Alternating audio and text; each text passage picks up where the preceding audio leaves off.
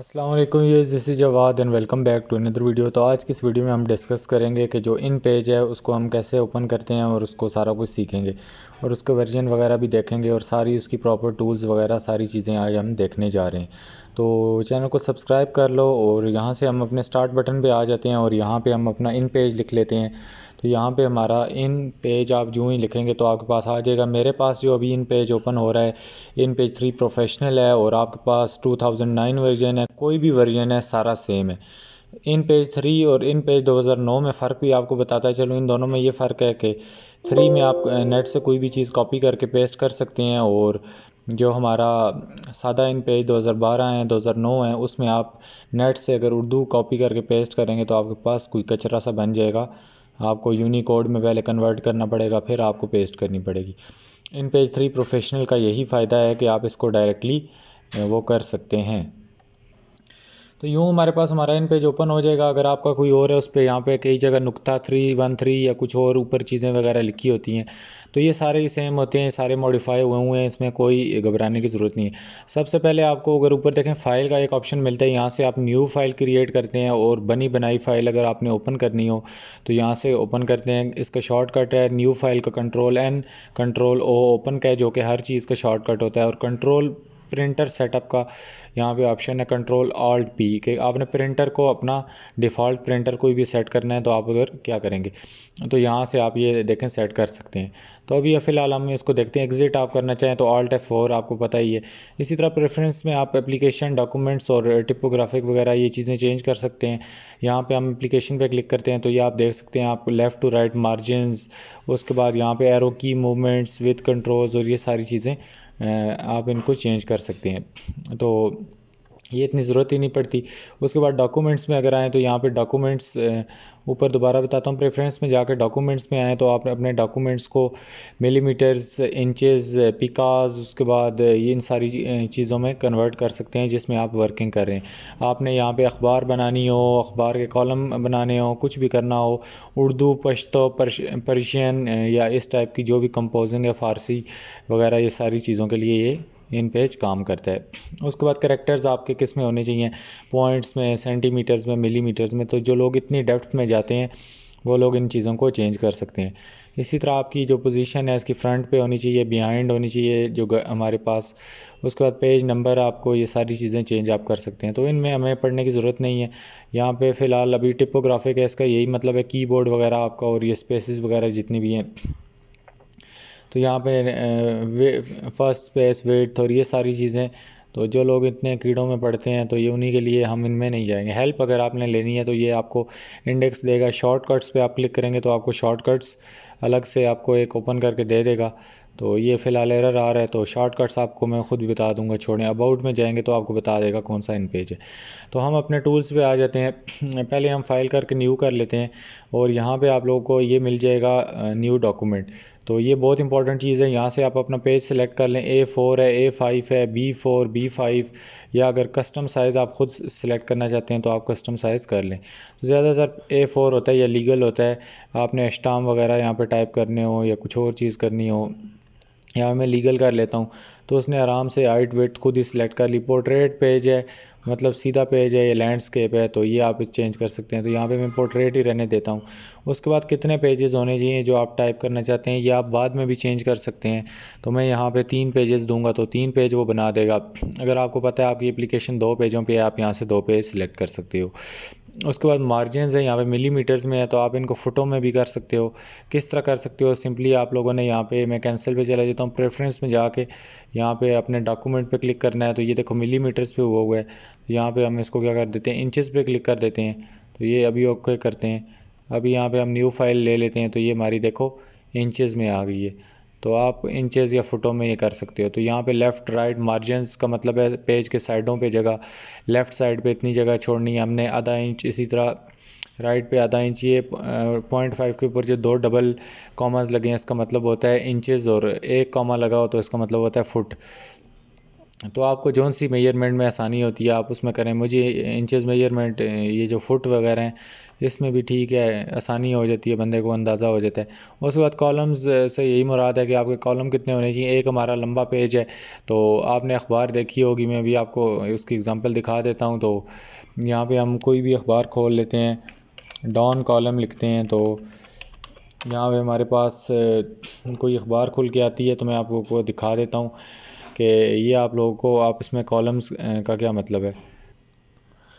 تو یہ جس طرح آپ دیکھ سکتے ہو یہ ہم نے ایک اخبار کھول لی ہے ڈان. تو یہاں پہ آپ دیکھ سکتے ہو اس میں یہ الگ الگ کیا بنے ہوئے ہیں، کالم بنے ہوئے ہیں. تو آپ اگر یہ کالم جتنے بنانا چاہتے ہو تو آپ نے سمپلی ہم واپس ان پیج پہ آ جاتے ہیں. تو امید ہے آپ کو یہ کلیئر ہوگی. تو یہاں پہ آپ کالم 2 3 4 5 6 لکھ سکتے ہو. یہ ہم نے 5 کیے تو 5 کالم بنا دے گا. اسی طرح ہم اس کو ابھی فی الحال 2 کر دیتے ہیں ابھی آپ کو تاکہ نظر بھی آ جائے. اسی طرح گٹر ہے. گٹر کا مراد ہے کہ ان دونوں کالموں کے درمیان کتنی گیپ ہوگا. یہ دیکھو یہ کالمز ہیں تو ان دونوں کے درمیان یہ تھوڑا سا گیپ ہے تو اس کو گٹر کہتے ہیں. تو اس کا مطلب ہوتا ہے دونوں کالمز یہ جتنے بھی آپ کے کالمز ہیں ان کے درمیان کتنا گیپ ہے.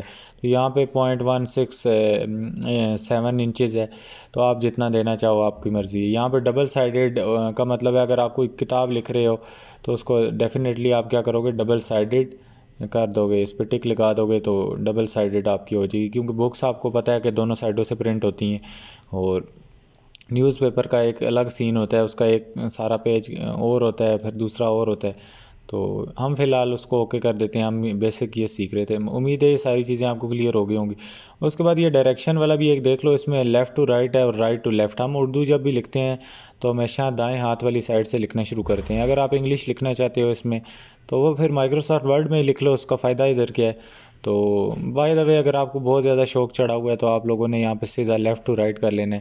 تو یہاں پہ ہم سمپلی اوکے کر دیتے ہیں. تو یہ ہمارا 2 پیج اوپن ہو گیا ہے. تو یہ دیکھو یہ ہمارا پیج کی مارجن ہے. یہ دیکھو درمیان میں ایک کالم آ گیا. تو ہم نے اس کو دیکھو 2 کالم دیے تھے، اس نے ایک اس طرف کالم بنا دیا، ایک اس طرف کالم بنا دیا. اچھا یہاں پہ اوپر بھی کچھ دیکھ لو، ابھی نئی نئی چیزیں آ گئی. یہ ہمارے پاس اوپر یہ جو نارمل لکھا ہوا ہے اس کے جو نیچے چیزیں ہیں، یہ جو پہلے نمبر پہ ہے اس کا مطلب ہے آپ اپنے ٹیکسٹ کو کیا کرو، لیفٹ الائن کر دو. میں ایک منٹ کچھ یہاں پہ ٹیکسٹ لکھ لیتا ہوں. ابھی جو ٹیکسٹ بھی لکھا گیا ہے یہاں پہ اس کو اگنور کرو.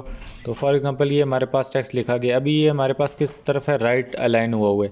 تو یہ جو پہلی چیز ہے اس کو ہم ٹیکسٹ کو سلیکٹ کر لیں گے اور یہ اس کو یہاں پہ پہلے نمبر پہ کریں گے. تو اس کا مطلب ہے ہمارا ٹیکسٹ کہاں ہوگا، لیفٹ الائن. یہ دیکھو ہمارا ٹیکسٹ کس طرف آ گیا، لیفٹ. اس کے بعد یہ جو اگلا ہے اس کا مطلب ہے رائٹ سائڈ پہ آپ کے ٹیکسٹ کو الائن کر دے. تو اس پہ جو ہی ہم کلک کریں گے تو یہ ہمارے پاس رائٹ الائن ہو گیا. اس کے بعد تیسرے نمبر والا جو آپشن ہے اس کا مطلب ہے سینٹر الائن. تو ہمارا ٹیکسٹ کہاں ہو جائے گا، سینٹر پہ. تو یہ بھی اس لیے پیج کے سینٹر میں نہیں آ رہا کیونکہ ہم نے 2 کالم بنائے ہوئے ہیں، تو یہ کالم کے سینٹر میں آ رہا ہے. اس کے بعد یہ جو آخری والا ہے اس کا جسٹیفائی ٹیکسٹ ہوتا ہے کہ آپ کا جو ٹیکسٹ ہے وہ اس کی لائنیں ہیں. تو اب بہت ساری لائنوں میں لکھا ہوا ہے تو وہ لائنیں کوئی آگے پیچھے ہیں تو ان کو کیا کہتے ہیں، برابر. تو یہ اسی طرح والے ہیں، یہ دیکھو. اور اس کے بعد یہ آخری آپشن ہے، یہ ٹیکسٹ کو بیچ میں اس نے کیا کام کیا ہے، اسپیسنگ دے دی ہے. تو ہمیں یہ نہیں چاہیے تو ہم اس کو کیا کام کرتے ہیں، یہاں پہ لیفٹ الائن کر دیتے ہیں. اس کے بعد یہاں پہ ہم لوگوں نے کیا کام کر دینا ہے، یہاں پہ آٹو آپشن وغیرہ دیے. اس کے بعد یہ اوپر آپ دیکھ سکتے ہو آپ کو یہاں پہ فونٹس کا آپشن دے دیا گیا ہے کہ آپ نے کون سا کرنا ہے، یونیکوڈ اور یہ اس طرح ٹیکسٹ آپ کو یہاں پہ بہت سارے دیے ہوئے ہیں. ایریل والا کرنا ہے آپ نے، کیا کرنا ہے، یہاں پہ بہت زیادہ یہ انگلش کے ٹیکسٹ آپ کو دیے ہوئے ہیں. اس کے بعد نیچے جو ہے نیچے اردو کے آپ کو ٹیکسٹ دیے ہوئے ہیں. دیکھو اس سے کوئی ہمارے ٹیکسٹ پہ فرق نہیں پڑا. یہ نیچے اردو والے ٹیکسٹ ہیں، اوپر آپ نے یاد رکھنا ہے انگلش والے ہیں، نیچے کے ہیں اردو والے. تو یہ ادھر ہم کوئی اور کرتے ہیں تو دیکھو یہ چینج ہو رہا ہے. اوپر کیوں نہیں فرق پڑ رہا تھا، کیونکہ ہماری جو زبان ہے، ہماری جو ابھی ان پیج میں ہم نے چیز لکھی ہوئی ہے وہ ہے ہی اردو میں. تو یار اس کو انگلش والا فونٹ کیا اس کے اوپر فرق کرے گا. تو امید ہے یہ چیز آپ کو کلیئر ہو گئی ہوگی کہ یہ سارا کچھ کیا ہے. اس کے بعد آگے یہ بی بڑا سا چھوٹا سا بنا ہوا ہے، یہ اصل میں ان لوگوں نے بالکل ہی اولڈ والا سین کیا ہوا ہے. تو اس کا مطلب بولڈ ہو جائے گا. یہ جو آئی بنا ہوا ہے ایٹیلک ہو جائے گا، اس کی دیکھو ترچھا ہو جائے گا آپ کا ٹیکسٹ. اس کے بعد یہ آپ کے پاس یہ 2-3 ایرو بنے ہوئے ہیں، یہ بھی رائٹ لیفٹ آپ کو کرنے کے لیے ادھر ٹیکسٹ کو بنے ہوئے ہیں. اس کے بعد یہ پوائنٹس ہے، مطلب آپ کا ٹیکسٹ کتنا پوائنٹس ہے، 36. یہاں پہ 72 پوائنٹ کیا ہے تو ہم اتنا بڑا ہو گیا ہے. تو یہاں پہ ہم اگر ادھر 100 پوائنٹ لکھنا چاہیں تو آپ ادھر خود ٹائپ کر کے انٹر پریس کرو گے تو ٹیکسٹ کیا ہو جائے گا، مزید بڑا ہو جائے گا. تو اس کو ہم کیا کرتے ہیں، ٹیکسٹ کو ہمیشہ آپ نے یہ دیکھو سلیکٹ کر لینا ہے اور سلیکٹ کر کے آپ نے کرنا ہے، نہیں تو نہیں ہوگا، کیونکہ جہاں مائکروسافٹ ورڈ وغیرہ آپ یوز کرتے ہو یہ ساری وہی چیزیں ہیں، کوئی نئی نہیں ہے۔ اس کے بعد نیچے ٹیکسٹ کا کلر ہے ریڈ، کیان، میجنٹا، بلو، بہت کلر ہیں یہاں پہ، آپ نے اس کی ٹینشن نہیں لینی۔ میں نے دیکھو ریڈ کیا تو ہمارا ٹیکسٹ کیا ہو گیا، ریڈ ہو گیا۔ تو یہاں پہ آپ لوگ اس کو کوئی اچھا سا فونٹ دے دو، زیادہ جمیل نوری نستعلیق چلتا ہے تو وہ بھی ہم دیکھ لیتے ہیں اس کے اندر ہے، تو وہ آئی تھنک سو ابھی جمیل یونیکوڈ آ رہا ہے، تو وہی والا ہے جمیل یونیکوڈ۔ تو جو بھی ہے ہم اس کے اندر فونٹ انسٹال بھی کر سکتے ہیں، یہاں پہ آئی تھنک سو ابھی انسٹال نہیں ہوا تو وہ ہم اس کو ابھی انسٹال کر لیں گے۔ تو یہاں پہ یہ نوری نستعلیق کے نام سے ہے، جمیل نوری نستعلیق کے نام سے نہیں ہے، نوری نستعلیق کے نام سے۔ تو ابھی ہم اس کو دیکھ لیتے ہیں، یہ کرتے ہیں، تو یہ دیکھو وہ والا فونٹ ہو گیا۔ اب یہ ترچھا کیوں ہے، ہم نے اس کو ٹیلک کیا ہے تو ٹھیک ہے، یہ یہاں پہ ہو گیا۔